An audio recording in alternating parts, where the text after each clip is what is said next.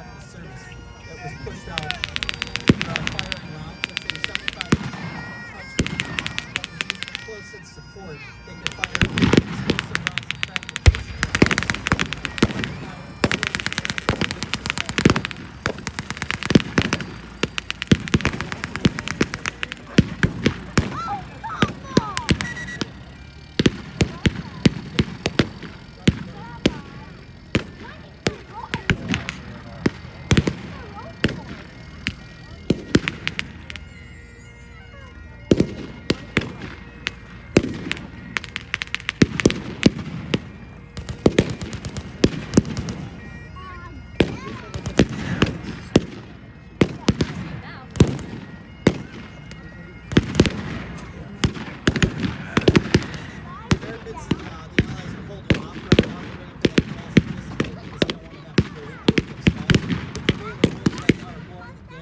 Into the German trenches, which is helping incapacitate them.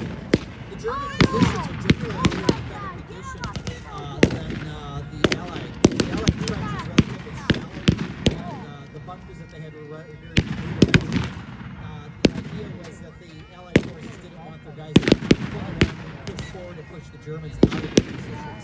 The Germans, on the other hand, were very philosophy that they needed to hold the ground, so they built very, very intense defenses. The bunkers tended to be much more quality. The bunk beds and things like that, their quality of life was better than the Allied soldiers in their lighter trenches that were performed. You see that there's a trench line, but there would have been sap trenches and communication trenches that would go back to the wood line that's another quarter-mile back. That would be a second line of defense. Then there would be trenches that would connect to a third line, the fourth line, the fifth line, that would go into depth for about a mile to 2 miles to prevent any breakthroughs from happening. It'd be very easy to secure, even if the front line was lost, they could still seal off and try to contain the enemy once they breached their line. And they're starting to push it now. Once they get into those trenches, they will be using grenades and a lot of hand-to-hand combat and the bayonet to try to push guys out. By this point in time in the war in 1918, the Germans were pretty war-weary as well. And it was not uncommon once they were backed into a corner. They weren't necessarily fanatical. They would generally surrender because they wanted to try to get through the end of World War I. And that's what you're seeing now with a lot of the Germans that are surrendering. And some of them, I'm pretty sure, happy that the war is over for them. But at this point in time in the war, the Germans were using a lot of what they refer to as ersatz materials, which is German for replacement. And they were using ersatz clothing, sometimes made out of pressed cardboard, paper. They had ersatz bayonets, which are bayonets that they cut up and they modified to fit on German rifles, but the blades themselves are actually recycled from dead British and French and Russian soldiers that they would recycle to use on German rifles. They were trying to use a lot of captured materials. The food quality that they had was very poor.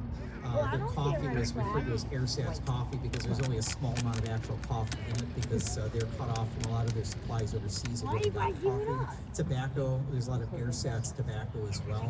That the tobacco is mixed with a lot of other things to act as a substitute. So these soldiers, at this point in time, in 1918, you could see very large, massive numbers of Germans surrender, even when they were pushing relatively small attacks, because they were pretty done. In some cases, their supplies were very low, with limited numbers of artillery shells for counterattacks or for firing. A lot of what they had to build up supplies was spent. They already lost so many men. You see the ambulance moving on the T-chassis. These guys are going to mop up and they're going to continue moving on. But I wanted to thank everybody on behalf of Midway Village and the Historical Reenactment Society and the reenactors that are here for coming out today. And we really, really hope that you guys enjoyed everything. Let the guys police up a little bit on the field.